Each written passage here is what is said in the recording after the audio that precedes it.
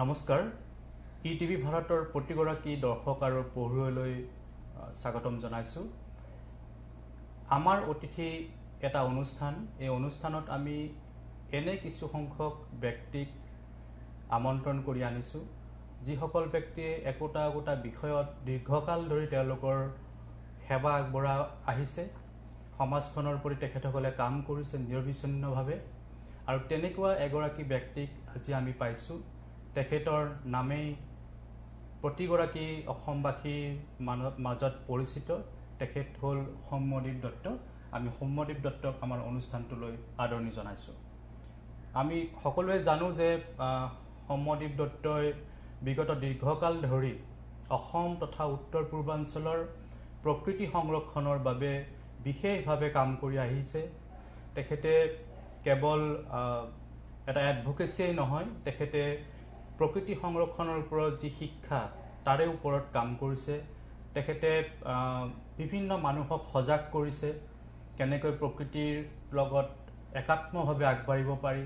নতুন প্ৰজন্মৰ যুৱক যুৱতীসকলক তেখেতে অনুপ্ৰাণিত কৰিছে আমি তেখেতক আজি আমাৰ মাজত প্ৰায় ধন্য মানিছো মই আদৰণি জনাইছো নমস্কাৰ প্ৰথমতে মই সৌম্যদীপ দত্ত দেৱক সুধিব বিচাৰিছো যে আপুনি ধুবুৰীত জন্মগ্ৰহণ কৰিছে ধুবুৰীৰ পৰা আহিছে এই যে যাত্ৰাটো আপোনাৰ প্ৰকৃতি সংৰক্ষণৰ ক্ষেত্ৰত কেনেকৈ আৰম্ভ হ'ল আপুনি ক'ৰ পৰা অনুপ্ৰাণিত হ'ল না হয় ধুবুৰী মোৰ হোম টাউন ধুবুৰীৰ পৰা যাত্ৰাটো আৰম্ভ হৈছে অনুপ্ৰাণিত হোৱাৰ কথাটো যদি বেক থট কৰোঁ ৰিকালেক্ট কৰোঁ মই ভাবোঁ যে সৰুতে দেউতা কিছুমান মানে কবিতা আফ্ৰিকাৰ কবিতা এইবোৰ গাই শুনাইছে একদম সৰু তেতিয়া বোধ কৰোঁ প্ৰথম প্ৰকৃতি সম্পৰ্কে ভাল পোৱাটো বোধ কৰোঁ ছাবকনচিয়াছ মাইণ্ডত তেতিয়াই সোমালে পৰৱৰ্তী ক্ষেত্ৰত ৰূপসীৰ জমিদাৰ কমল নাৰায়ণ চৌধুৰী মোক গাইড কৰিলে বেচিকেলি কমল নাৰায়ণ চৌধুৰী তেওঁৰ গাইডেন্সতে মই প্ৰকৃতি সংৰক্ষণ মানুহক লৈ যে কাম কৰিব লাগে অকল পঢ়িলে নহ'ব তাৰ প্ৰেক্টিকেল কাম কৰিব লাগে যে তাৰ যাতে এটা সুফল ওলায় তাৰ মই কমল নাৰায়ণ চৌধুৰীৰ দ্বাৰা অনুপ্ৰাণিত হ'লোঁ পৰৱৰ্তী ক্ষেত্ৰত লালজী দাদু আছে মানে গৌৰীপুৰৰ জমিদাৰ প্ৰকৃতিশ বৰুৱা আৰু বিভিন্ন মানুহ আছে ৰূপম বৰুৱা আছে বিভিন্ন মানুহ আছে এতিয়া ধৰক আপুনি তাৰ পৰা স্কুলীয়া অৱস্থাতে আপুনি প্ৰকৃতিৰ বিভিন্ন কাম কাজৰ লগত জড়িত হ'ল আপুনি ৱৰ্কশ্বপ কৰিলে অৰণ্যলৈ নিজে গ'ল এই যে যোৱা 3-4 দশকৰ এটা পৰিক্ৰমা আপুনি বহু সময়ত বিতৰ্কিতও হৈছে এইবিলাক কাম কৰিবলৈ যাওঁতে সেইবিলাক পাছত আমি পাতিম এই যে যাত্ৰাটোৰ ক্ষেত্ৰত আপোনাৰ এই যে কনজাৰভেশ্যন মুভমেণ্ট এইটো সুফলটো আপুনি দেখা পাইছেনে বা এই ক্ষেত্ৰত থকা মানে যিটো প্ৰত্যাহ্বান আমি বুলি যাক ক'ব পাৰোঁ যেটা বৃহৎ প্ৰত্যাহ্বান আছে কাৰণ এই অৰণ্য এই ৰিচোৰ্চৰ লগত বিভিন্ন কথা জড়িত হৈ আছে চৰকাৰৰ কথা আছে সমাজৰ কথা আছে গতিকে অৰ্থনৈতিক কথাবিলাক জড়িত হৈ আছে আপুনি কি ধৰণে অবজাৰ্ভ কৰিছে বা কি ধৰণে আপুনি পৰ্যবেক্ষণ কৰিছে যে এইখন সুফল হৈছে বা এই সফলতাবিলাক কি বা এই প্ৰত্যাহ্বান কি চাওক এই প্ৰকৃতি সংৰক্ষণৰ যিটো ধাৰা প্ৰকৃতি সংৰক্ষণৰ ধাৰাটো বেচিকেলি সেইটো মই ভাবোঁ এইটো এটা আমি সামাজিক পৰিৱৰ্তনৰ বাবে কাম কৰিছোঁ যেতিয়া আমি কাম আৰম্ভ কৰিছোঁ অসমৰ চুকে কোণে প্ৰত্যেকে স্বীকাৰ কৰি আছে উইণ্টাৰ হ'লে হাঁহ মাৰিব যায় চৰাই মাৰিব যায় হাণ্টিংটো স্বীকাৰ কৰাটো যে এটা বেয়া কথা সেইটো ভাবিবই পৰা নাছিল মানুহে আজিৰ যেনেকৈ মাছ মাৰি আছে মানুহে ভাবিবই পৰা নাই যে মাছ মৰাটো তেনেকৈ মাছ মৰাটো ঠিক কথা নহয় তো এই যে সামাজিক যে পৰিৱৰ্তন হ'ল সামাজিক পৰিৱৰ্তনৰ বাবে যেতিয়া আপুনি কাম কৰিব আপোনাক বিভিন্ন বাধাৰ সন্মুখীন আপুনি হ'বই কিয়নো গতানুগতিক স্ৰোতৰ লগত আপুনি নাযায় বেলেগ যিসকল ভলেণ্টিয়াৰ আছে তেওঁলোকে ভাল কাম কৰে সেই কামবোৰৰো প্ৰয়োজন কিন্তু সেই কামবোৰত বাধা নাই গতানুগতিক স্ৰোতৰ বিপৰীতে কথা নকয় আমি যি কৈছোঁ গতানুগতিক স্ৰোতৰ বিপৰীতে কাছ মাৰিব নালাগে চৰাই মাৰিব নালাগে বন্যপ্ৰাণী মাৰিব নালাগে গছ কাটিব নালাগে তো নেচাৰেলি সেইটো এটা প্ৰত্যাহ্বান এটা থাকে আৰু সেইটো স্বাভাৱিক মই ভাবোঁ ধৰক এতিয়া আপুনি দিহিং পাটকাই বৰ্ষাৰণ্যৰ লগত আপুনি দীৰ্ঘকাল ধৰি সেই মুভমেণ্টৰ লগত জড়িত এতিয়া দিহিং পাটকাই গভৰ্ণমেণ্টে অভয়াৰণ্য বুলি এটা ঘোষণা কৰিছে অলৰেডি আৰম্ভ কৰিছে তেওঁলোকে দিহিং পাটকাইলৈ কথাটো কি তাৰ ৰিচোৰ্চটো কেনেকুৱা আৰু আপুনি কি ভাবে যে এইটো সংৰক্ষিত এলেকা হিচাপে এইটো এটা অসমৰ টুৰিজিম বা বন্যপ্ৰাণীৰ যিটো সুৰক্ষা কাম কৰিব এইটো চাওক মূল কথাটো হ'ল যে জৈৱ বৈচিত্ৰ্য সংৰক্ষণ বায়োডাইভাৰ্চিটি কনজাৰ্ভেশ্যন এতিয়া মানুহে গছ পুলি ৰুৱাৰ কথা কয় গছ পুলি ৰুব লাগে কিন্তু এইটো কথা প্ৰত্যেকে বুজিব লাগে যে প্ৰকৃতি প্ৰদত্ত ফৰেষ্ট, ভাৰ্জিন ফৰেষ্ট নো ওৱান কেন ক্ৰিয়েট, আপুনি সেইটো সৃষ্টি কৰিব নোৱাৰে। গছপুলি লগাই পেলাই আপুনি এটা কাঠনি বনাব পাৰে, আপুনি গছৰ এটা বাগান বনাব পাৰে, দেখাত সেইটো অলপ জংঘলৰ নিচিনা হ'ব, সাধাৰণ মানুহ ভাবিব জংঘল, কিন্তু সঁচা অৰ্থত জংঘল এইটো এটা ইভলিউশ্যনাৰী প্ৰচেছৰ মাজেৰে আহে, লক্ষ লক্ষ বছৰ ক্ৰমবিৱৰ্তিত হৈ পেলাই জংঘলৰ সৃষ্টি। সেইকাৰণে প্ৰকৃতি প্ৰদত্ত জংঘল সংৰক্ষিত হ'ব লাগিব। আৰু আমাৰ মূল কামটো আছে হ'ল যে প্ৰকৃতি প্ৰদত্ত জংঘল যাতে সংৰক্ষিত হয় তাৰ বাবে কাম কৰা। চক্ৰশিলাৰ পৰা আৰম্ভ কৰি পেলাই দিহিং পাটকাই ৰাষ্ট্ৰীয় উদ্যানলৈকে, দিহিং পাটকাই যে ইউনিক এৰিয়া, সেইটো এটা বৰ্ষাৰণ্য। এই বৰ্ষাৰণ্যৰ ধাৰণাটোৱে আমাৰ অসমৰ মানুহৰ নাছিল। এই বৰ্ষাৰণ্যৰ চেতনাটো আমি এই আন্দোলনৰ মাজেৰে আহিলে, আৰু এই গভৰ্ণমেণ্টে দিহিং পাটকাই জয়পুৰ এৰিয়া, যিটো এৰিয়া নেগলেক্টেড কৰি পেলাই একদম এৰি দিছিলে, ধ্বংস হোৱাৰ কাৰণে এৰি দিছিলে, এই গভৰ্ণমেণ্টখনে কি কৰিলে, এই দিহিং পাটকাইৰ ভিতৰত তাক সমালে আৰু এইটো ৰাষ্ট্ৰীয় উদ্যান ৰূপে ঘোষণা কৰিলে। তো ৰাষ্ট্ৰীয় উদ্যান মানে ক'লে মানুহে ভাবে কি যে উদ্যান, মানুহে ভাবে পাৰ্ক। ঠিক পাৰ্ক নহয়, ৰাষ্ট্ৰীয় উদ্যান হ'ল ৱাইল্ড লাইফ প্ৰটেকশ্যন এক্ট 1972 মতে highest status of conservation protection. তাতে টুৰিজিম কৰিব ভাল কথা, কৰিব লাগে, কিন্তু ৰাষ্ট্ৰীয় উদ্যান কোৱাৰ লগে লগে বহু মানুহৰ চিন্তা চেতনাত আহে সেইটো উদ্যান হ'ব, তাতে মানুহ গৈ ফুৰিব পাৰিব। ফুৰিব পাৰিলে ভাল কথা, যদি ফুৰিব নোৱাৰে তথাপি ভাল কথা, এই কাৰণে যিহেতু প্ৰটেক্টেড হৈ গ'ল, কাৰো সাধ্য নাই তাৰ পৰা কোনো ৰিচোৰ্চ উলিয়াই তাতে কয়লা খান্দিব নোৱাৰে, তেল খান্দিব নোৱাৰে, গছ কাটিব নোৱাৰে, আনকি গছ যদি ধুমুহাত বাগৰিও পৰে তাৰ পৰা টানি আনি বিক্ৰী কৰিব নোৱাৰে। তো এই যে প্ৰটেকশ্যন, এই প্ৰটেকশ্যনৰ মাজেৰে এইটো আহে। বেছিৰ অধিকাংশ মানুহে ভাবে কি মানে ৰিজাৰ্ভ ফৰেষ্ট মানে সংৰক্ষিত বনাঞ্চল, আৰু সংৰক্ষিত বনাঞ্চল মানে বোধহয় সংৰক্ষিত হৈ গ'ল। বহু মানুহে এইটো কথা নাজানে, সংৰক্ষিত বনাঞ্চল মানে এইটো এক ফোঁটা সংৰক্ষিত নহয়, ইট ইজ ভেৰি মাছ অসংৰক্ষিত বনাঞ্চল। তাৰমানে it is reserve for revenue. এই যে ৰিজাৰ্ভ ফৰেষ্ট, ৰেভিনিউৰ কাৰণে ৰিজাৰ্ভ ফৰেষ্ট। ফৰেষ্ট ডিপাৰ্টমেণ্টে যদি ইচ্ছা কৰে তাতে গছ কটাৰ পাৰ্মিশ্যন দিব পাৰে, বালিৰ মহল হ'ব পাৰে, শিলৰ মহল হ'ব পাৰে, তেল খান্দিব পাৰে, কয়লা খান্দিব পাৰে, চব। ইটছ এ জমিদাৰীৰ নিচিনা, এইটো ফৰেষ্ট ডিপাৰ্টমেণ্টৰ জমিদাৰী। পইচাৰ কাৰণে, পইচাটো লাগিব ষ্টেটৰ, পইচা নহ'লে দৰমহা কেনেকৈ দিব, বেলেগ বেলেগ কাম কেনেকৈ কৰিব, পইচা লাগিব, সেইটো ঠিক কথা। কিন্তু সেই পইচা আৰ্ণ কৰাৰ কাৰণে ৰিজাৰ্ভ কৰি থোৱা হৈছে, তাতে মানুহৰ কোনো ৰাইটছ নাই। কিন্তু এইটোত এটা মানে এটা কনফ্লিক্ট এটা আছে, এটা যে পিপুলছ কনজাৰভেশ্যন যিটো মুভমেণ্ট আৰু গভৰ্ণমেণ্টৰ যিটো ইনিচিয়েটিভ, এই দুটাৰ মাজত এটা মানে এটা তফাত এটা আছে। আপুনি কি ভাবে যে পিপুলছ মুভমেণ্টটোৱে আগবাঢ়ি যোৱা ভাল, মানুহে সংৰক্ষণ কৰক জংঘলক, গভৰ্ণমেণ্টৰ এই যিটো লাইচেঞ্চিং কাৰবাৰ, আপুনি কৈছে যে বালিৰ ওপৰত লাইচেঞ্চ কৰিব, গছ কাটিবলৈ লাইচেঞ্চ দিব, এই যে লাইচেঞ্চিং প্ৰচেছ, এইটো আৰু পিপুলছ মুভমেণ্ট, এই তফাতটো আপুনি কি ধৰণে অবজাৰ্ভ কৰিছে? নাই, এইটো বৰ ভাল প্ৰশ্ন আপুনি কৰিছে। মানে প্ৰথম বুজিব লাগিব কনজাৰভেশ্যন মানেটো কি, কনজাৰভেশ্যন কাক কয়। সংৰক্ষণৰ অৰ্থ আকৌ এইটো নহয় যে আমি কোনো বস্তু ভোগ নকৰিম, আমি কোনো বস্তু হাত নিদিম, সেইটো নহয়। হা, সংৰক্ষণৰ অৰ্থ হ'ল উৎপাদনৰ ফালে দৃষ্টি দি পেলাই মিতব্যয়িতাৰে ন্যায্যভাৱে সেইটো ভোগ কৰা, এথিকেল। মানে conservation doesn't mean unutilization of resources, it means sensible and judicious use of it. সেইকাৰণে বায়'ডাইভাৰ্চিটিকেলি ৰিচ যিবোৰ এৰিয়া আছে সেই অঞ্চলবোৰ ইকলজিকেলি প্ৰটেক্টেড কৰিব লাগে, কিয়নো আমাৰ জিন পুল, বায়'ডাইভাৰ্চিটিৰ জিনৰ ভঁৰালটো তাতে আছে। বেলেগ বেলেগ যিবোৰ জংঘল আছে তাতে গছৰ খেতি কৰিব লাগে, গছৰ খেতি কৰি পেলাই আকৌ গছ কাটিব লাগে। কিন্তু আমাৰ ইয়াতে কি হৈছে যে গছৰ খেতি কৰা হোৱা নাই, প্ৰকৃতি প্ৰদত্ত জংঘল কাটিহে আমাৰ সব ইণ্ডাষ্ট্ৰি চলাবলৈ চেষ্টা কৰিছে, মানুহৰ চাহিদা মিটাবলৈ চেষ্টা কৰা হৈ আছে। তো সেই দৃষ্টিভংগীৰ পৰা এইটো ফৰেষ্ট ডিপাৰ্টমেণ্টৰ বহুত ডাঙৰ এটা ব্যৰ্থতা মই ভাবোঁ, যে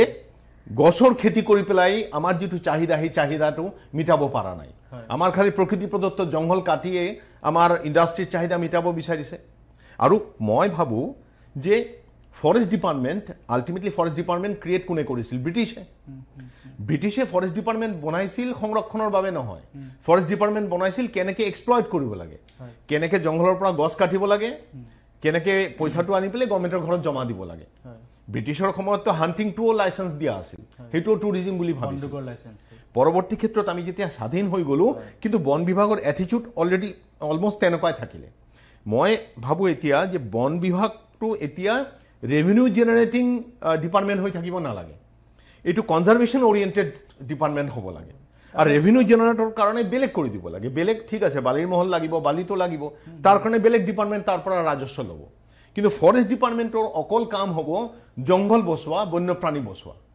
এতিয়া ফৰেষ্ট ডিপাৰ্টমেণ্টৰ ডিঅ'ফবৰক যদি আপুনি টাৰ্গেট দি দিয়ে তুমি ইমান কোটি টকা দিব লাগিব তো সিটো কোটি পইচা তোলাৰ ধান্দাতে থাকিব ডিঅ'ফবৰ সেইকাৰণে এই যে পইচা তোলাৰ কাৰবাৰটো যে কৰে সেইটো বন্ধ কৰিব লাগিব সবতকে বেছি জোৰ দিব লাগিব যে প্ৰটেকশ্যন দিব পাৰিলে না নাই বনভূমিক সংৰক্ষিত কৰিব পাৰিলে না নাই বন্যপ্ৰাণীক সংৰক্ষিত কৰিব পাৰিলে না নাই আপুনি ঠিকেই কৈছে আৰু এতিয়া গভৰ্ণমেণ্টে কৈছে যে বালি শিল এইবিলাক মাইন ডিপাৰ্টমেণ্টত যাব মাইনছ এণ্ড মিনাৰেলছ ডিপাৰ্টমেণ্টত যাব বন বিভাগৰ পৰা আঁতৰাই অনা হ'ব এই দুটা ডিপাৰ্টমেণ্টৰ মাজত এটা কনফ্লিক্ট এটা নহ'বনে এই যেতিয়া এটা সম্পদ আহৰণ লাইচেঞ্চিং আৰু কনজাৰ্ভেশ্যন এটা কনফ্লিক্ট এটা নহ'বনে কেনেকৈ সেইটো বস্তু চোৱা যাব চাওক এই আমাৰ এতিয়াৰ মুখ্যমন্ত্ৰী ডক্টৰ হিমন্ত বিশ্ব শৰ্মাই তেওঁ মানে প্ৰথম বোধহয় মুখ্যমন্ত্ৰী মোৰ জ্ঞানত যে ফৰেষ্ট ডিপাৰ্টমেণ্টৰ ৰিফৰ্মৰ কথা কৈছে আৰু ইতিমধ্যে তেওঁ ইউনিক কিছুমান কাম কৰিছে তেওঁ যেটো কৰিছে ভাৰতবৰ্ষৰ কোনো মুখ্যমন্ত্ৰী কৰা নাই ৰায়মানাক নেশ্যনেল পাৰ্ক কৰিছে দিহিং পাটকাইক নেশ্যনেল পাৰ্ক কৰিছে অজগৰক অভয়াৰণ্য ঘোষণা কৰিছে তো তেওঁৰ এটা ভিজন আছে আৰু মই ভাবো যে তেওঁ একদম ঠিক কথা কৈছে মানে কনজাৰ্ভেশ্যন পাৰ্টটো সেপাৰেট কৰি দিব লাগে যে এই কেইটা এৰিয়া আমি কনজাৰ্ভেশ্যন থাকিব এই কেইটা আমাৰ ইকোলজিক্যাল সেফগাৰ্ডৰ বাবে আমাৰ ওয়াইল্ড লাইফ কনজাৰ্ভেশ্যনৰ বাবে এই কেইটা তেনেকৈ সংৰক্ষিত হৈ থাকিব আৰু ৰেভিনিউ আৰ্নিং সেক্টৰ এইটো থাকিব কিছুমান জংঘল এনেকৈ ৰাখিব লাগিব য'ৰ পৰা গছ কাটিব আকৌ তাতে গছৰ খেতি কৰিব আকৌ গছৰ খেতি ডাঙৰ হ'ব তাৰ পৰা গছ কাটিব তেনেকৈ চলিব বালিৰ মহল শিলৰ মহলো আমাৰ লাগিব বালিৰ মহল শিলৰ মহল সেপাৰেট কৰি দিব লাগে বন বিভাগক অকল কৰিব লাগে বন বিভাগৰ কাম বন সংৰক্ষণ কৰা কিয়নো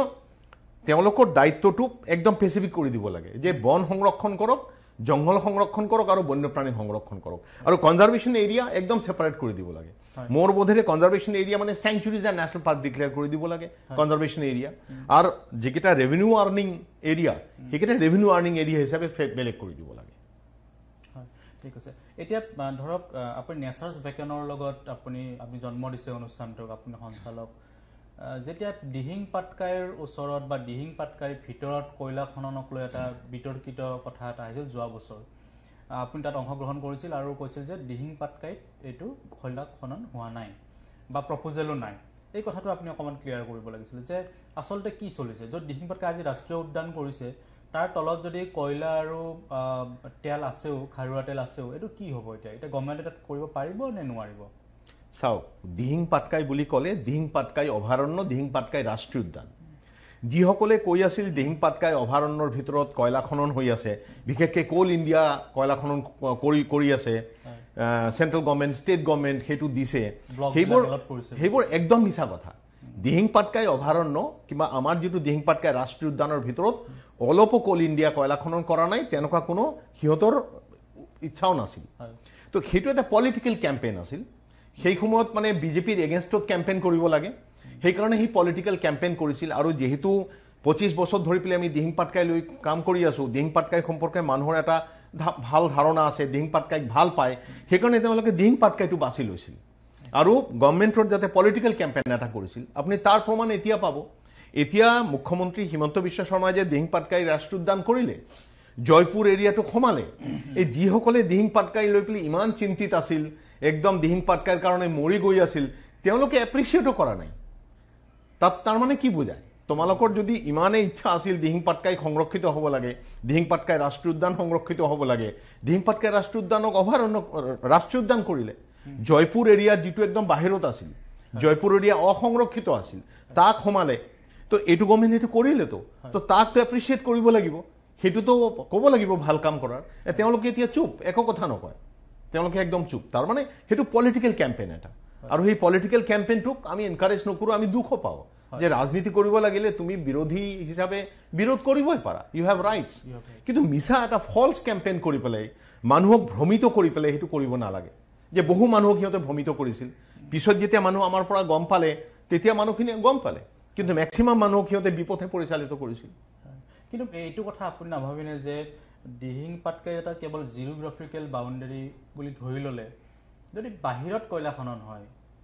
ইক'চিষ্টেমটোৰ ওপৰত প্ৰভাৱ নপৰিব নেকি ধৰক একদম বৰাইল ৰেঞ্জলৈকে গোটেই এৰিয়াটোত আমি এখন পাহাৰ ধৰক ধৰি ল'লোঁ যে ৰাষ্ট্ৰীয় উদ্যানে সামৰি লৈছে এটা এৰিয়া এইটো এটা বাউণ্ডাৰী কাজিৰঙা যেনেকৈ বাউণ্ডাৰী আছে সেইধৰণে তাৰ আগত যদি এটা কয়লা খনন হয় তেতিয়াহ'লে এটা ইক'চিষ্টেমটোত এটা প্ৰভাৱ নপৰিব নিগেটিভ এটা চাওক দিহিং পাটকাই বুলি ক'লে দিহিং পাটকাই ৰাষ্ট্ৰীয় উদ্যান ক'ব লাগিব দিহিং পাটকাই ৰাষ্ট্ৰীয় উদ্যান স্পেচিফিকেলি প্ৰটেক্টেড এতিয়া দিহিং নদী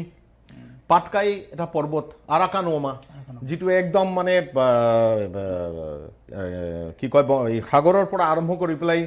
মায়ানমাৰ হৈ পেলাই একদম নাগালেণ্ড গোটেইখিনি আছে তো সেইটো এটা এবছাৰ্ড এটা কথা না য'তে আপুনি কিবা কৰিব প্ৰকৃতিৰ অলপ ক্ষতি হ'ব আপুনি গুৱাহাটীৰ নগৰ হৈছে প্ৰকৃতিৰ ক্ষতি হৈছে কাজিৰঙা নেশ্যনেল পাৰ্ক ব্ৰহ্মপুত্ৰ বেচিনত আছে তাৰ কাষতে আকৌ বেলেগ ইণ্ডাষ্ট্ৰী আছে ছাইডত আছে তো হৈছে সেইকাৰণে আপুনি ক'ব নেকি না গোটেই ব্ৰহ্মপুত্ৰ ভেলীতে একো হ'ব নালাগে দিহিং পাটকাই ৰাষ্ট্ৰীয় উদ্যান মানে it's a specific Dihing Patkai ৰাষ্ট্ৰীয় উদ্যানৰ পেচিফিক এৰিয়া একদম জিঅ' লোকেশ্যন কৰা আছে সেই এৰিয়াটো প্ৰটেক্টেড এতিয়া য'ত কয়লা খনন হৈছে চেলেকি টিপং সেইবোৰ কলিয়ৰী সেইটো মোৰ জন্মৰ আগত আপোনাৰ জন্মৰ আগত হৈ গৈছে কলিয়াৰীত কয়লা খনন হ'ব তাতে গছ বন নাই তো সেইকাৰণে তাৰ যি ক্ষতি হোৱাৰ আগতে হৈ গ'ল সেইবোৰ হৈয়ে গ'ল যদি এনেকুৱা হ'ল হয় যে নাই নতুনকৈ কৰি আছে এইটোতো কথা নহয় ব্ৰিটিছৰ দিনৰ পৰাহে কৰিছে য'তে আপুনি যে গাড়ী চলায় তাতেওতো এমিশ্যন হয় তাতেও পলিউশ্যন হয় তো আপুনি গাড়ী মটৰ নচলাব নেকি তো আমি মানে কথাটো স্পেচিফিক হ'ব লাগে যে দিহিং পাটকাই এইটো এৰিয়া প্ৰটেক্টেড কিছুমান মানুহে এনেই চিঞৰি থাকিব আমাৰ প্ৰকৃতি সংৰক্ষণ হ'ব লাগে আমাৰ বন্যপ্ৰাণী সংৰক্ষণ হ'ব লাগে আৰে ভাৰতবৰ্ষৰ আইন আছে ভাৰতবৰ্ষৰ আইন মতে সেইটো প্ৰটেক্টেড কৰাৰ কাৰণে কাম কৰিব লাগিব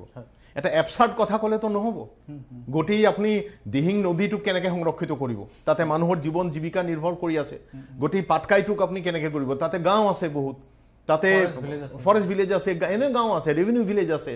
টাউন আছে এই সব আপুনি এইবোৰ উচ্ছেদ কৰি দিব নেকি সেইকাৰণে সেইবোৰ মানে কি মানুহক ভ্ৰমিত কৰাৰ বাবে কিছুমান মানুহে কয় দিহিং পাটকাই ৰাষ্ট্ৰীয় উদ্যান মানে কথাটো এনেকুৱা কেতিয়াবা ক'ব যে কাজিৰঙাত বহুত মানুহ বহিছে মোক আহি সোধে কাজিৰঙাত মই সুধো যে কাজিৰঙাত মানুহ বহিছে না কাজিৰঙা ৰাষ্ট্ৰীয় উদ্যানত মানুহ বহিছে কাজিৰঙাত ৰাষ্ট্ৰীয় উদ্যানত যদি মানুহ বহা নাই সেইটো আমাৰ চিন্তা নাই কাজিৰঙাত মানুহ বহিবই পাৰে মানুহ টেক্স দিছে দিয়া নাই ৰয়েলটি দিছে দিয়া নাই সেইটো গভৰ্ণমেণ্টৰ কথা সেইটো তেওঁলোকে ভাবিব সেইকাৰণে মানুহক মানে খুব ডিপ্ল'মেটিকেলি মানে কনফিউজ কৰি দিয়ে যেতিয়া দিহিং পাটকাই কয় আগত আমি শুনো দিহিং পাটকাই ৰাষ্ট্ৰীয় উদ্যান না দিহিং পাটকাই দিহিং নদী দিহিং পাটকাই পৰ্বত তাতে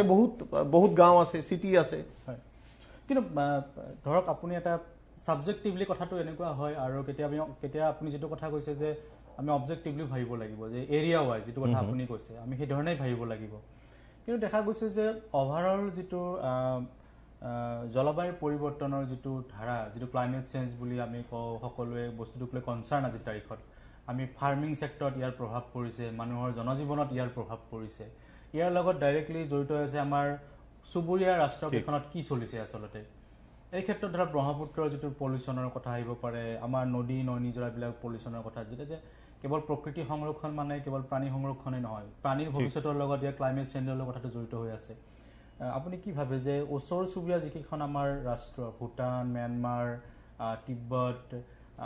চাইনা এই গোটেই বাংলাদেশ এই গোটেইখনৰ যেটো ভূমিকা কনজাৰভেশ্যনৰ ক্ষেত্ৰত তাৰ দ্বাৰা আমি প্ৰভাৱিত নে বা আমাৰ ওপৰত তাৰ নেতিবাচক প্ৰভাৱ পৰিছে নেকি কি ভাবে ডেফিনেটলি আপুনি ভূটানৰ কথা কয় ভূটান এবছলিউটলি ওকে আছে ভূটানৰ নিচিনা ইউনিক কনজাৰভেশ্যন আমাৰ এন্টাৰ সাউথ ইষ্ট এছিয়াত কোনো কৰা নাই তিব্বতত কি কৰিছে কমিউনিষ্ট চাইনা জোৰ জবৰদস্তি দখল কৰি আছে তিব্বতৰ বহুত এনভাইৰনমেন্টাল প্ৰবলেম কৰিছে হোল ব্ৰহ্মপুত্ৰ ভ্যালি সিভিলাইজেশন এই কমিউনিষ্ট চাইনাৰ থ্ৰেটৰ বাবে থ্ৰেটন অৱস্থাত আছে ব্ৰহ্মপুত্ৰৰ ওপৰত বান দিছে পানী ডাইভাৰ্ট কৰিছে তো তিব্বতৰ অৱস্থাটো বৰ বেয়া হেতু কমিউনিষ্ট চাইনা হেতু বেয়া অৱস্থা কৰিছে কিয়নো চীন তিব্বতক নিজৰ দেশ নাভাবে চীন নিজে জানে যে তিব্বতক এৰিব লাগিব যেহেতু তিব্বতক এৰিব লাগিব হেকনে তিব্বতৰ ৰিসোৰ্স যিমান পাৰে এক্সপ্লয়েট কৰি আছে আৰু তাৰ ফল আমি ভুগিমে কিয়নো হি ব্ৰহ্মপুত্ৰৰ আগলি ভাগ হল সাংপোত যেতিয়া প্ৰবলেম হ'ব আমাৰ হেতু হৈ আছে আমি কানেক্টেড তো প্ৰত্যেকে আমি প্ৰভাৱিত আমি হমে হেতু কথা ঠিক কিন্তু সবতকে ডাঙৰ কথা চাওক যে ইন্টাৰনেশনালিও কৈছে ইকোসিস্টেম ৰেষ্টৰেশন ওকে ইকোসিস্টেম ৰেষ্টৰেশনৰ কথা কৈছে কিন্তু আমাৰ কথা হল যে যিকেটা ইউনিক ইকোসিস্টেম আছে সেইকেটা প্ৰটেক্ট কৰিব লাগিব ফাৰ্স্ট আমাৰ কি কোৱা হল ইন্টাৰনেশনালি ইকোসিস্টেম ৰেষ্টৰেশন যিবৰ মানে ভাঙি চিঙি আমি বৰবাদ কৰি দিলো সেই বস্তুটোক আকৌ ঠিক কৰিব লাগে যেটো কেতিয়াও সম্ভৱ নহয় আমি ঠিক কৰিব নোৱাৰো হয় না আপুনি কোনি এটা ভাঙি দিছে তাৰপিছত কৈছে কুহুমটো আকৌ হোমাও সময় আপুনি কণীটো আকৌ বনাওক, সেইটো হ'ব নোৱাৰে। সেইকাৰণে প্ৰথম প্ৰায়ৰিটি হ'ব যে যিকেইটা আমাৰ ইউনিক ছিষ্টেম আছে সেইকেইটাক প্ৰটেক্টেড, যিটো এইখন গভৰ্ণমেণ্টে কৰিছে, যিটো এই চিফ মিনিষ্টাৰে কৰিছে। দিহিং পাটকাইৰ যিটো ইউনিক এৰিয়া আছিল সেইটোক দিহিং পাটকাই ৰাষ্ট্ৰীয় উদ্যান কৰিছে, ৰায়মানা ৰাষ্ট্ৰীয় উদ্যান ইউনিক এৰিয়াটো ৰায়মানা ৰাষ্ট্ৰীয় উদ্যান কৰিছে, হয়তো আৰু ভৱিষ্যতত লাহে লাহে কৰিব, পঞ্চৰত্নও কৰিব, অজগৰ পাহাৰো কৰিব। কথাটো হ'ল যে আমাৰ 3 ধৰণৰ ব্যৱস্থা আছে। এটা হ'ল ভাঙি চিঙি শেষ, আমি বৰবাদ কৰি দিছোঁ আমাৰ ভুলৰ বাবে। এটা হ'ল আধা ঠিক আছে, অলপ বেয়া আছে, অলপ ভাল আছে, আৰু কিছুমান ইউনিক হৈ আছে। আমাৰ ফাৰ্ষ্ট প্ৰায়ৰিটি হ'ব লাগে যিকেইটা ইউনিক হৈ আছে ফাৰ্ষ্টে সেইকেইটাক বচাওক, তাৰপিছত চেষ্টা কৰিব লাগিব আমাৰ যিটো অলপ চলপ বেয়া হৈছে সেইবোৰক কেনেকৈ আমি ঠিক কৰিব পাৰোঁ, আৰু ৰেষ্টৰেশ্যনৰ কামটোও কৰিব লাগিব। কিন্তু আমি যদি অকল ৰেষ্টৰেশ্যনৰ কাম কৰোঁ আৰু যিকেইটা ভাল হৈ আছে সেইকেইটাৰ ফালে দৃষ্টি নিদিওঁ, এইটো ৰেষ্টৰেশ্যন কৰোঁতে কৰোঁতে 30 বছৰত চাব যিকেইটা ভাল হৈ আছে সেইকেইটাও নষ্ট হৈ যাব। সেইকাৰণে আমাৰ মেইন ফ'কাছ হ'ল যিকেইটা ইউনিক হৈ আছে সেইকেইটাক ফাৰ্ষ্টে বচাওক, সেইকেইটাক বচাবই লাগিব। সেইটো আমি লক্ষ্য কৰিছিলোঁ যে ৰায়মনাৰ ক্ষেত্ৰত যিটো হৈছিল সেইটো ভূটানৰ লগত ডাইৰেক্টলি সম্পৰ্ক আছে, কানেক্টেড, মানাছৰ লগত কানেক্টেড গোটেই কথাটো, কিন্তু ৰায়মনাক আমি ৰাখিবলৈ ইমান চেষ্টা কৰা নাছিলোঁ। এটা নতুন ধাৰণা এটা হৈছে, এতিয়া ভাল হৈছে। সেই একেদৰে আপুনি আমি যে পঞ্চৰত্নৰ কথা আছে, পঞ্চৰত্ন আৰু অজগৰ এই দুখনৰ সম্ভাৱনাটো কেনেকুৱা বুলি ভাবে আপুনি? চাওক, আমাৰ এই যে হাতীৰ যে সমস্যা হৈছে, হাতী মানুহৰ সংঘাত মই নকওঁ, হাতী আৰু মানুহৰ যিটো ক্ৰাইচিছ হৈছে, সংকট যিটো হৈছে, সেইটো হৈছে কি বছৰ বছৰ ধৰি পেলাই এই সমস্যাটোক নেগলেক্ট কৰিছে, এই সমস্যাটোৰ পৰা চকু দিয়া নাই, কৰাপশ্যন কৰিছে। হাতী সংৰক্ষণৰ বাবে যিমান ধন আহিছে সেইবোৰ আত্মসাৎ কৰিছে। ইয়াতে NGO আছে, ইয়াতে জিঅ' আছে, যিসকলে হাতী সংৰক্ষণৰ নামত, হাতী মানুহৰ সংঘাত নিৰাময়ৰ নামত বিভিন্ন উৎসৰ পৰা টকা পইচা আনিছে। হাতীক আগত ৰাখি পেলাই সিহঁতে খালি নিজে ধন ঘটিছে। আচল সমস্যাটো কেতিয়াও এড্ৰেছ কৰা হোৱা নাই। হাতী সংৰক্ষণ কৰিব হ'লে হাতীৰ বাসস্থান সংৰক্ষিত কৰিব লাগিব। গোৱালপাৰা ডিষ্ট্ৰিক্টত হাতীৰ সাংঘাতিক ধুনীয়া বাসস্থান আৰু মেজৰ বাসস্থান এটা। তো অজগৰ পাহাৰ হ'ল এটা মেজৰ এৰিয়া য'ত হাতীৰ বাসস্থান নহয়, মেঘালয়ৰ পৰা অসমৰ হাতীবোৰ অহা যোৱা কৰে। সেইটো অজগৰ পাহাৰত বেলেগ বেলেগ বন্যপ্ৰাণীও আছে, এণ্ডেঞ্জাৰ্ড স্পিচিছো আছে বহুত, কিন্তু ইমিডিয়েটলি অজগৰ পাহাৰটো এতিয়াও ইউনিক হৈ আছে, তাক সংৰক্ষিত কৰিব লাগে। আৰু পঞ্চৰত্ন পাহাৰ হ'ল হাতী তাতে প্ৰসৱ এৰিয়া। হাতীবোৰ কৰে কি, বহু মানুহে হয়তো কথাটো নাজানে, কিছুমান পাৰ্টিকুলাৰ অঞ্চলতে হাতী বাচ্চা দিয়ে। আপুনি নাচাব যে য'ত ত'ত হাতী বাচ্চা দিছে। হাতীৰ কিছুমান এইটো বংশ হাজাৰ হাজাৰ বছৰ ধৰি পেলাই এইটো কৰিছে। পঞ্চৰত্ন তেনেকুৱা এটা ঠাই, সেইকাৰণে ট্ৰেডিশ্যনেলি আমাৰ মানুহখিনি পঞ্চৰত্নক পবিত্ৰ অৰণ্য বুলি ভাবিছিল আৰু তাক প্ৰটেক্ট কৰি ৰাখিছিল। সেইকাৰণে পঞ্চৰত্ন পাৰ্মানেণ্টলি প্ৰটেক্টেড হোৱা খুব প্ৰয়োজন, কিয়নো হাতীৰ বাচ্চা দিয়াৰ ঠাইবোৰো আমি প্ৰটেক্টেড কৰিব লাগিব। হাতী মানুহৰ নিচিনা বাগৰি শুৱে, শুৱাৰ ঠাইও নোহোৱা হৈ গৈছে হাতীৰ। এৰিয়াটো কিমান ডাঙৰ? পঞ্চৰত্ন আৰু অজগৰ মিলাই কিমান এৰিয়াটো পোৱা যাব?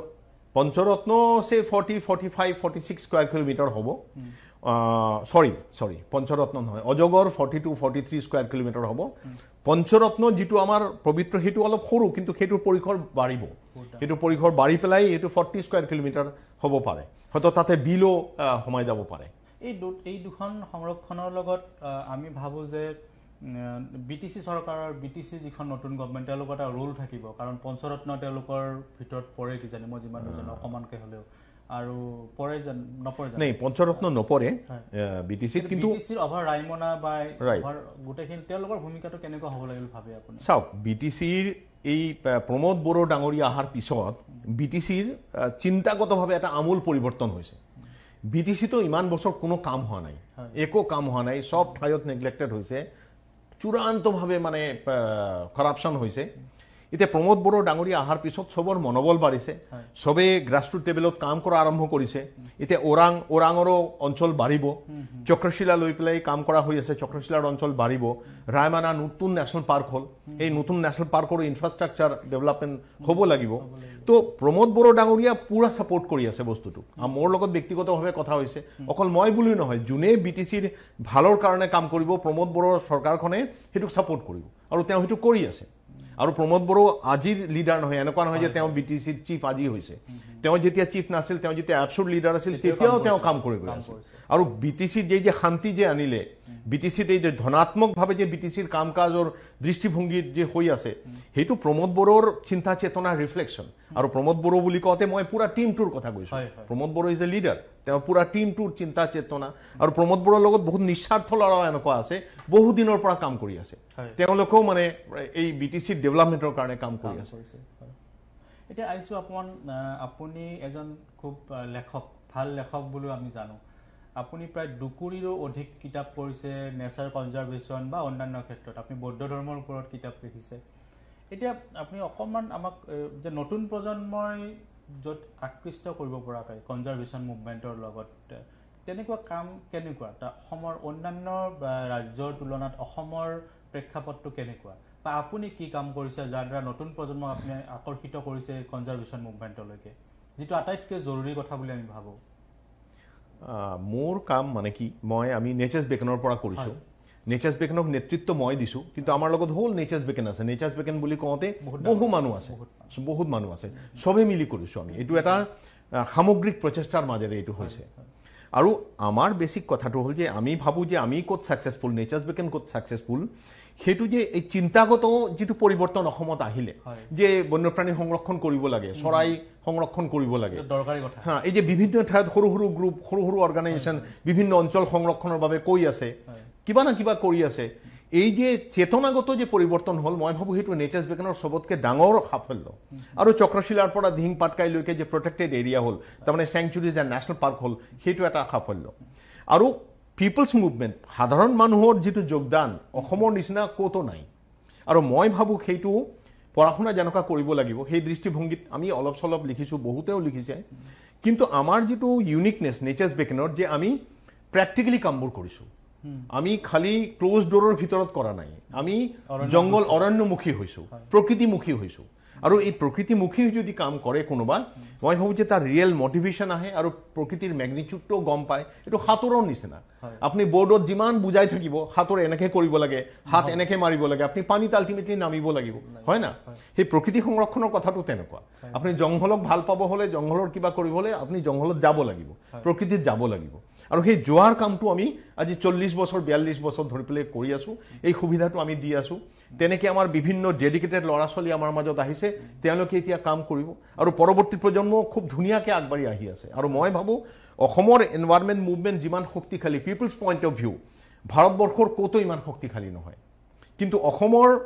চৰকাৰখন বহুত দুৰ্বল আছিল এতিয়া এই গভৰ্ণমেণ্টক নকওঁ এই কাৰণে যে এই গভৰ্ণমেণ্ট আহিয়েতো পুৰা ৰিফৰ্মৰ কথা কৈছে এই গভৰ্ণমেণ্ট আহিয়ে 2-3খন নেশ্যনেল পাৰ্ক কৰিছে অভয়াৰণ্য কৰিছে কিন্তু আগত মানে কি আমি আন্দোলন কৰিব লগা হৈছিল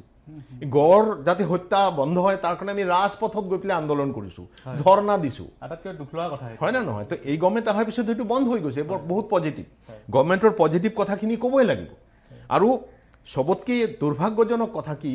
এই যে পৰিৱেশ আন্দোলন best part of our life কিছুমান মানুহৰ জীৱনৰ চবতকৈ ভাল সময়খিনি তেওঁলোকে পৰিৱেশ আন্দোলনটো খাৰা কৰিলে আৰু এই আন্দোলনটো সঁচা অৰ্থত হিউমেনিটেৰিয়ান আন্দোলন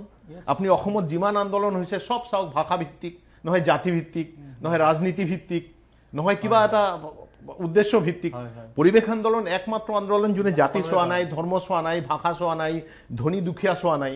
এতিয়া এই আন্দোলনটো খাৰা হৈছে এই আন্দোলনটোক মুখাই ঢাল হিচাপে ব্যৱহাৰ কৰি পেলাই মানুহে পলিটিক্স কৰিব বিচাৰিছে তা আমাৰ আপত্তি সেইটো ৰাজনীতি নহয় প্ৰকৃতিক ভাল পাব লাগিব যদি প্ৰকৃতিক নিস্বাৰ্থভাৱে ভাল পায় তেতিয়াহ'লে প্ৰকৃতি সংৰক্ষিত হ'ব আৰু প্ৰকৃতিক এটা মুখা বনাই যেতিয়া ৰাজনীতি কৰিব যাব এই প্ৰকৃতি আন্দোলনটো নষ্ট কৰিব সেইটো আমি হ'ব দিব নিবিচাৰোঁ সেইকাৰণে কেতিয়াবা কি হয় ৰাজনৈতিক ক্ষেত্ৰতো আমি কথা পাতিব লগা হৈ আছে এতিয়া পৰিৱেশী আন্দোলন একমাত্ৰ আন্দোলন যিয়ে কোনো মানে সংকীৰ্ণতাৰ ঊৰ্ধত সম্পূৰ্ণ ট্ৰু চেন্সত মানৱিকতাৰ আন্দোলন আপুনি চাওক আপুনি কি ভাবে যে এই ধৰণৰ আন্দোলন বা আমি জানো যে অসমৰ মানে বহুত আন্দোলন কৰিব লগা হৈছে পৰিৱেশ আন্দোলনটো এটা আন্দোলন যি আন্দোলনে সকলোকে সামৰি লৈছে কিন্তু যিবিলাক নীতি নিয়ম আইন কানুন আছে সেইবিলাক সংশোধনীৰ ব্যৱস্থা যে বন আইনখন আছে আমাৰ কনজাৰভেশ্যনৰ ক্ষেত্ৰত আমাৰ কেইবাখনো ষ্ট্ৰং আইন থকা বুলি কওঁ কিন্তু তাৰ মাজতেই কিন্তু আমি বন ধ্বংস কৰি আছোঁ ভাবে নেকি যে নতুন আইন নতুন ৰেগুলেশ্যনৰ প্ৰয়োজন আছে অসমৰ ক্ষেত্ৰত বা নৰ্থ ইষ্টৰ দৰে এটা আইচোলেটেড এৰিয়া ইয়াত আমি কনজাৰভেশ্যনৰ ওপৰত বেছি কাম কৰিব লগা আছে চাওক আইন সম্পৰ্কে মন্তব্য মই এতিয়া নিদিওঁ কিন্তু কথা হ'ল যে আইন প্ৰণয়ন কৰি খুব এটা লাভ নহ'ব যদি তাৰ ইমপ্লিমেণ্টেশ্যন নহয় 1972 ওয়াইল্ড লাইফ প্রোটেকশন অ্যাক্ট হয়েছে 1972 কোনো বন্যপ্রাণী ধরা মারা কিনা বেচা সব বন্ধ হৈ যাব লাগিছিল কিন্তু পুৰা চলি আছিল শিকাৰও পুৰা চলি আছিল আৰ্লি 80s লৈকে চলি আছিল তাৰপিছত আমি ওলাই হুলস্থুল কৰি এৱাৰনেছ কৰাৰ পিছত বন্ধ হ'ল যিমান ভ্ৰাম্যমান এই চিৰিয়াখানাবোৰ আছিল সেইবোৰ আমি বন্ধ কৰিছোঁ আমি ধৰিছোঁ সাৰ্কাসত বন্যপ্ৰাণীবোৰ আমি ধৰিছোঁ হয় না নহয় সেইকাৰণে আইন প্ৰণয়ন শেষ কথা নহয় আইন হয়তো হ'ব লাগে তাতকৈ ডাঙৰ কথা ইতিমধ্যে আমাৰ শক্তিশালী আইন আছে যেনেকৈ অভয়াৰণ্য আৰু ৰাষ্ট্ৰীয় উদ্যান wild life protection act 1972 conservation act 80 সেই আইনবোৰৰ সদ্ব্যৱহাৰ আমি কৰিব পাৰি আছো না নাই এতিয়া আপুনি চাওক আমাৰ এই টংলাত আমাৰ মিউনিচিপালিটিৰ এটা লোকাল সেল্ফ গভৰ্নমেন্ট কি কাম কৰিছে সেইকাৰণে আইন খালি থাকিলে নহ'ব আইনৰ সজাগতা থাকিব লাগিব আইনৰ ইমপ্লিমেন্টেশন থাকিব লাগিব আৰু সেই ডাইৰেকশনত কাম কৰিব লাগিব আপনি এইটো নাভাবে নেকি যে আইনৰ ওপৰত যেটো মনিটৰিঙৰ ব্যৱস্থা থাকিব লাগিছিল যে পৰ্যবেক্ষণ ৰেগুলাৰ অলপ আমাৰ ইয়াত খুব স্থিমিত বা ইয়াত কৰা হোৱা নাই চাওক এটা কথা তো ঠিক অধিকাংশ বন বিভাগৰ বিষয়া কৰাপ্ট এটো ঠিক হ্যাঁ অলপ সলপ কেইজনমান ভাল ইন্ডিভিজুয়াল লেভেলত ভাল কিন্তু ওভারঅল আপনি যদি চাই আপনি যদি এনালাইসিস কৰে কৰাপ্ট সেই কৰাপ্ট সিস্টেমটো এই মনিটৰিং সিস্টেমটোক আকো কৰাপ্ট কৰি দিছে হেতু খসা কথা হেতু লোকঢাক কৰাৰ কোনো কথা নাই ভাল ফৰেষ্ট অফিচাৰ আছে কিন্তু ভাল ফৰেষ্ট অফিচাৰ থাকিলেও যেতিয়া 100 জনৰ ভিতৰত এই 70 জন কৰাপ্ট এই 30 জন এলাঙি হৈ বহি থাকে 30 জন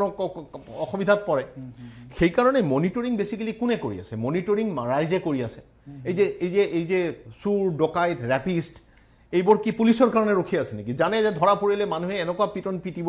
এনেকুৱা এটা শাস্তি হ'ব মানুহে ধৰি পুলিচক দি দিব তাৰ মানে মনিটৰিংটো হৈ আছে সিভিল সোসাইটিয়ে কৰি আছে অৰণ্যৰ ক্ষেত্ৰত বন্যপ্ৰাণীৰ ক্ষেত্ৰততো সিভিল সোসাইটিয়ে হেতু কৰিব লাগিব সিভিল সোসাইটি যদি হেতু নকৰে তেতিয়াহলে আইন প্ৰণয়ন কৰাৰ কাৰণে যিকেইটা মানুহ সেই সিস্টেমটো ভালকে কাম কৰিব নালাগিব আমাৰ ইয়াতে সিভিল সোসাইটি আইন ভংগ কৰিছে এই যে কয় যে গছ কাটে এই কোনে কাটি আছে আলটিমেটলি আমাৰ মানুহে কাটি আছে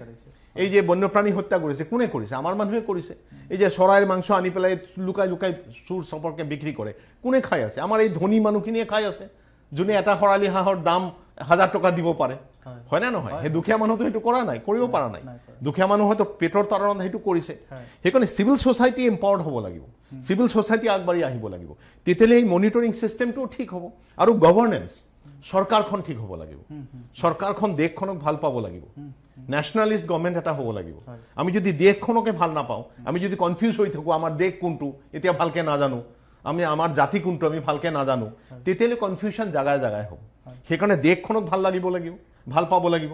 দেশৰ বাবে কাম কৰিব লাগিব মনৰ মাজত এই চেতনা থাকিব লাগিব মই দেশৰ বাবে কাম কৰি আছো কাৰণ এই দেশখনে মোক সব দিছে মোৰ ফুৰ্তি আমোদ আহ্লাদ প্ৰটেকশন যি মই কৰি আছো মোৰ সন্তানৰ ভৱিষ্যত সব এই দেশৰ ভৱিষ্যতৰ ওপৰত নিৰ্ভৰ কৰিছে তো দেশখনক যদি আমি ভাল পাব নোৱাৰো তেতিয়ালে আমি কেনেকৈ কাম কৰিম আমি কোনো কামে ভালকে কৰিব নোৱাৰিম ধন্যবাদ সম্মানিত ডক্টৰ আপোনাৰ বহুত বহুমূলীয়া সময় ললো আৰু আপোনাৰ লগত কথা পাতিব লগা আবাৰ বহুত আছে আসলে কিন্তু সময়ৰ অভাৱ আমি ভৱিষ্যতে পুনৰ লগ পোৱাৰ আশা ৰাখি আমি অনুষ্ঠানটো সামৰিছো আমি আশা কৰিছো যে সম্মদীপ দত্তৰ নেতৃত্বত অসমৰ প্ৰকৃতি সংৰক্ষণৰ যি আন্দোলন সেই আন্দোলন আৰু বহুত দূৰ আগবাঢ়ি যাওক আমাৰ নতুন প্ৰজন্মৰ ভৱিষ্যত সুৰক্ষিত হোক প্ৰকৃতিৰ সুৰক্ষা আমি প্ৰকৃতিৰ সন্তান গতিকে প্ৰকৃতিৰ সুৰক্ষাৰ লগত আমাৰ ভৱিষ্যত জড়িত হৈ আছে আমি সম্মদীপ দত্ত দেৱলৈ পুনৰবাৰ ধন্যবাদ জনাই অনুষ্ঠানটো সামৰণি মাৰিছো